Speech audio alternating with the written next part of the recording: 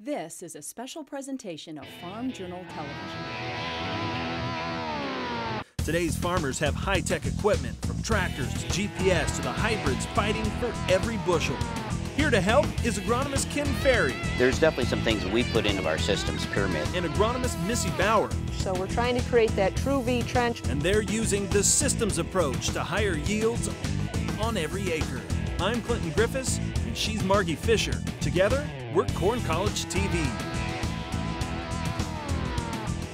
Corn College TV, brought to you by Micro Essentials, the next generation of fertilizer designed to meet the needs of advanced farming technology. For more information, visit microessentials.com. And by Winfield, uncovering insights through data to help farmers be greater. Visit your local retailer or learn more at winfield.com. Thanks for joining us on Corn College. Missy, this week we want to talk about weeds and weed management as part of the systems approach. What do we really need to think about whenever we're getting started? What's the first thing we need to think about? One of the first things we need to think about is basically starting clean. You know, thinking about controlling your winter annuals with burn down applications. And depending on the year, this can become a big problem. You know, this past season we had a very mild winter. What's that lead to? More winter annual pressure, bigger weeds early in the spring. And trying to go into plant into those situations, as we'll see, can be big problems. So really controlling those winter annual weeds at the beginning with a burn down maybe in the fall or an early spring burn down to start off clean is very essential. Now, part of what we have to do to burn it down is to come out here and spray. Let's talk about spray nozzles and different types of spray nozzles and how that may impact our ability to control these weeds. That is very important. So what we need to pay attention to are what is the herbicide type, and look at those labels and see, you know, do we want small, fine droplets? Do we need bigger droplets? Is it a contact herbicide or is it systemic? So there's all these things that kind of play into it, but nozzle selection as well as the gallons per acre that we're going to spray with a certain herbicide is going to be very important into that. And we'll show a lot more about that in detail, but nozzle selection and that can be critical for getting your good coverage to get that good kill of the weeds that you're after. Now, resistance and weed resistance is something that we talk about more and more. What are your thoughts on weed control and managing resistance? One of the most important things I think we want to think about with weed resistance and in managing that whole side of it is, you know, applying the right rate at the right time. So cheating on rates is where we really get into issues with resistance. If we're trying to run a lower rate to save money, then those weeds become more adapted to that. The other thing is just making sure that we're actually changing chemistry. So we don't always want to be applying the same herbicide for the last 10 years on those fields. The other thing is, you know, the advent of glyphosate tolerant or Roundup Ready, that people aren't using as many residual herbicides anymore. So one of the best things to help with resistance management is make sure we use residual herbicides as well. Okay. It probably also matters on timing, doing that when it's not the really hot outside. That's correct. Timing, you know, when weeds get tougher to kill is when it gets really hot in the day and they kind of almost close up their stomata and where they don't want to take in that herbicide very well. Again, depending on the type of herbicide, that can be pretty important. So we get concerned about spraying when it's, you know, 90+ degrees out and very hot temperatures of how well is that weed control going to be effective. Now, what about late season? Here we've got a few weeds. It's late season. We'd love to control these. How do we do that? In this example here, you know, late season, you know, weed control, we're past any label on any herbicide. So at that point, you know, the damage we could do from trying to apply it on what the yield would hurt would be more so than what the weeds are bothering this. But our overall goal of our weed management program is to have season-long control. So if we can have season-long control and keep these fields weed-free enough to protect yield, that's what we're after. So obviously we don't want to get into situations like this where we got weeds as tall as the corn by the end of the season. So it's got to start clean, we've got to be good throughout the season, and we've got to have that full end of season still control where we're not dealing with issues like this. Even at this point, harvestability becomes not fun. Sure.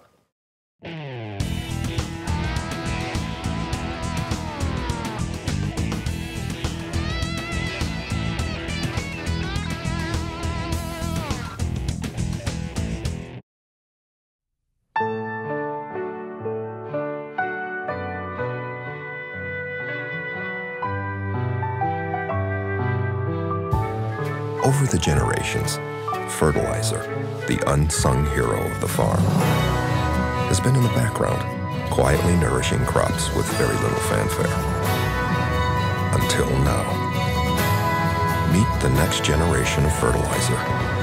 Micro Essentials. There are 406 million acres of cropland in the U.S. Winfield is helping to make them work harder. Maybe the answer isn't a new product, but a new way of thinking. A way to turn data into something you can harvest, driving efficiency into every molecule. It's time to rethink what a business partner can be. It's time to be greater. Winfield. In the area of insect management, the goal is not to be caught off guard.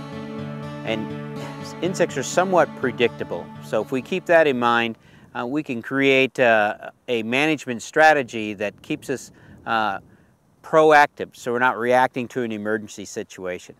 And that means we're going to take into account which insects we need to be monitoring at what time. So we can look at most of our insects run off of heat units. So if you have a way of tracking heat units through weather stations or even website information, you got a pretty good idea what insects you should be looking for. So you're not out looking for corn borer, let's say in April. You should be looking for things like cutworm and other insects. So what type of insect is it? Is it something that's going to overwinter in the soil, or is it something that's going to blow in from a neighboring forest or timber or something like that? So knowing a little bit about each insect helps us to manage that insect and know its life cycles and where it's at.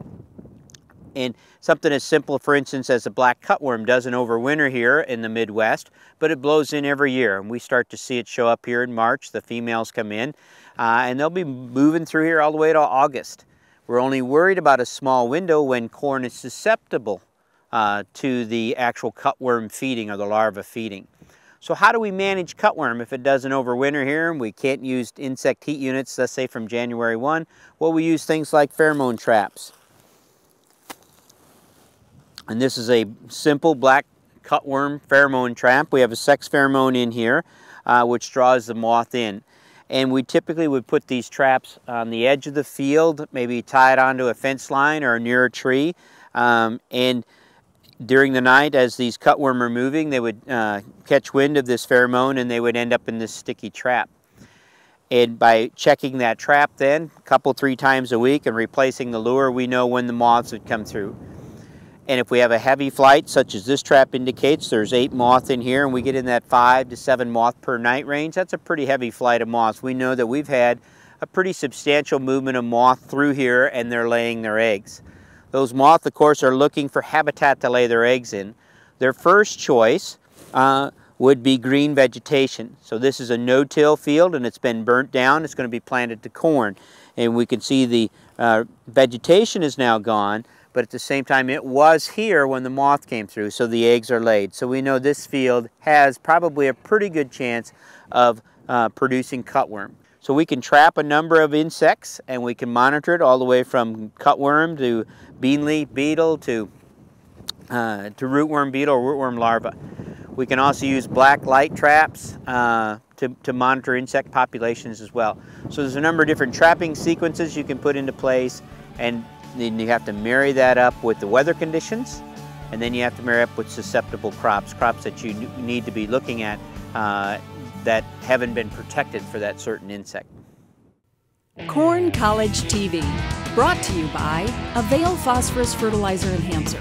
Supercharge your phosphorus this fall with Avail to maximize the use of your fertilizer investment in the spring. Supercharge your P with Avail Phosphorus Fertilizer Enhancer. Studies show that when you add Avail to your fall-applied phosphorus, you can see an average increase of 9.9 bushels of corn per acre. Avail reduces phosphorus fixation to promote more efficient P uptake to the crop for stronger roots, better overall plant health, and higher yield. Supercharge your P this fall with Avail Phosphorus Fertilizer Enhancer to maximize the use of your fertilizer investment in the spring. Ask your fertilizer dealer for details today. Hey, what's going on? Just checking the fields. Yours are looking pretty good. Must be doing something right. Actually, I got a guy. You got a guy. Well, it's not just any guy. I got a Channel seedsman. Channel, yeah? Yeah, I've been working with him pretty close to get, well, you can see for yourself. This is what I'd recommend. Let's get to work.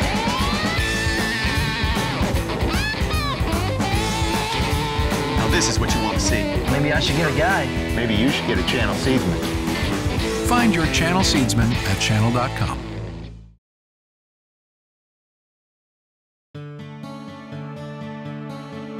Listen, we found our way out into a field that at one time had some pretty heavy weed pressure.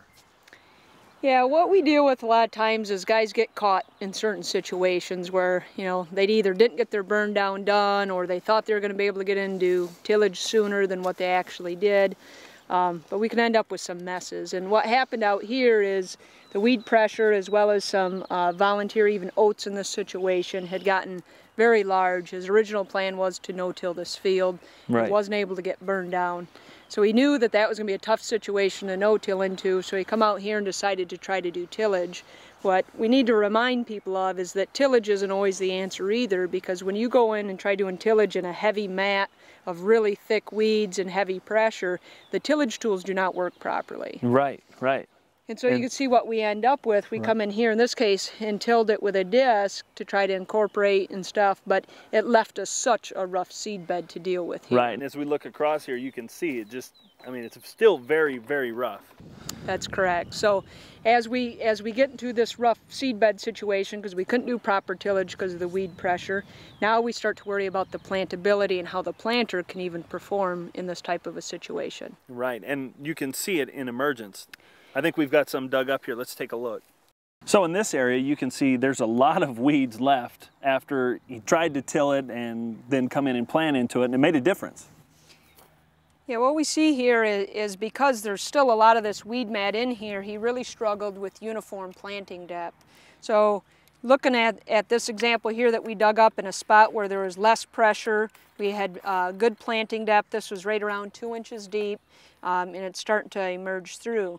But as we get into these areas where the planter really struggles with this weed mat still, we see that the planter comes out of the ground. When it comes out of the ground, we start to shallow up with this planting depth. So you can see here we got a seed, and even though a lot of these are just spiking through right now, we've got one here that's just laying in dry soil and hasn't done anything at all yet because it was planted so shallow there wasn't enough moisture there to start this germination process.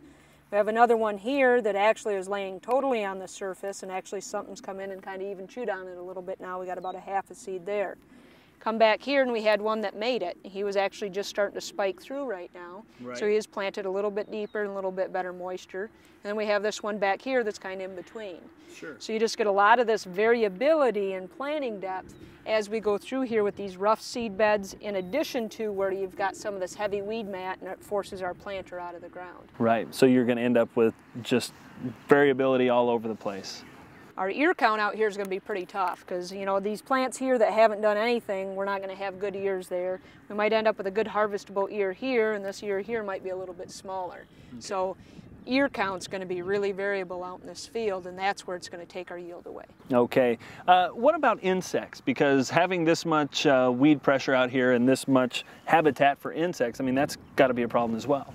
Correct, and even though the weeds are dead now, this was very green when things were flying into here, things like black cutworm moths and armyworm moths. So as this corn does come up, as it comes up, we're going to be really concerned about pressures from black cutworm and armyworms. Okay. So this is going to be one that has to be high on a scouting list to keep an eye, because all this old weeds was such a good harbor for those moths to want to lay eggs. Right. So even though it's all dead now, those larvae and those eggs are already here, and they're just probably hatching right now. Okay, break it down for us. What's the right process to get out in a field that's had some heavy weeds before you get started? Well, what we'd like to do is really get out there and get a burn down done, you know, with a herbicide. So if you've got a field that you couldn't do in the fall, and now you see that it's getting green in the spring, try to get out there and get that burn down done. You know, a week, 2 weeks ahead of planting can really help make a difference, even if you can't do it, you know, further ahead than that. So trying to get those burn downs would have been the best situation for here. And remember that thinking, oh, I'll just till the field to get rid of my weeds isn't always the answer, because tillage tools struggle so much when we get this heavy of weed pressure too. Okay.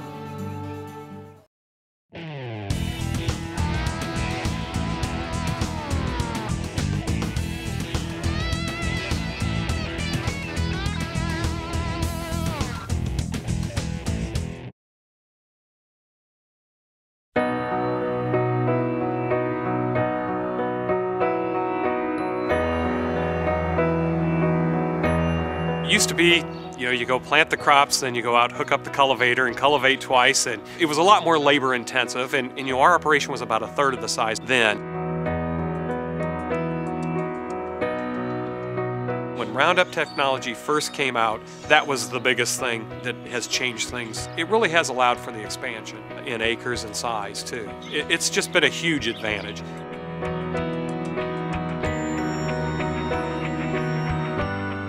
I think it would be a huge loss. It would not only be lack of convenience, but just the peace of mind of knowing that if you do have a problem out there, that you can solve the problem. It would just be nice to have another tool in your toolbox to attack weeds as you need them.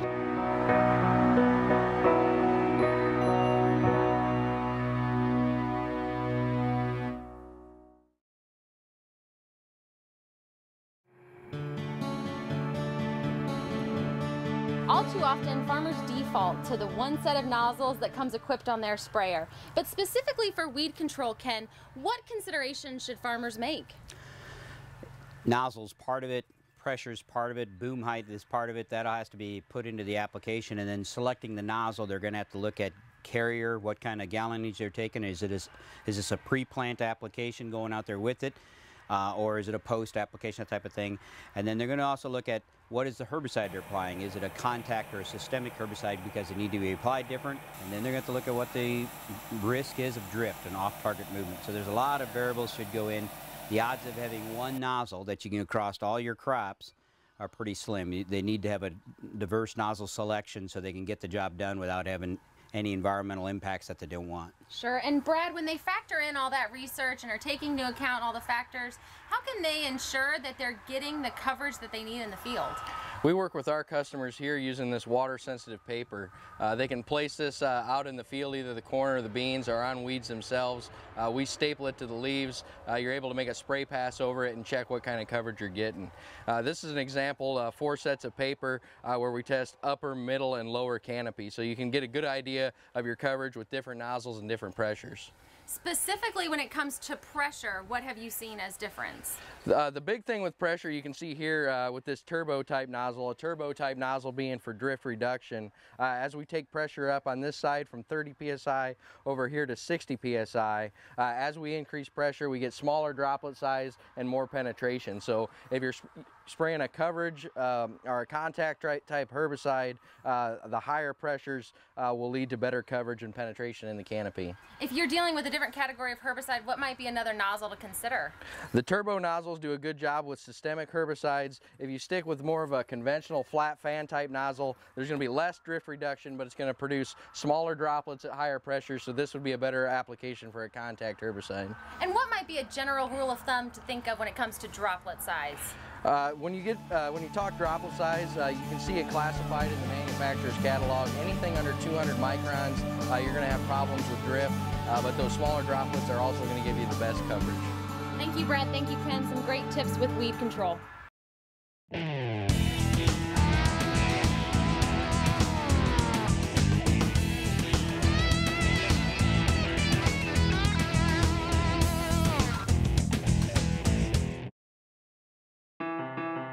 There are 406 million acres of cropland in the U.S. Winfield is helping to make them work harder. Maybe the answer isn't a new product, but a new way of thinking. A way to turn data into something you can harvest, driving efficiency into every molecule.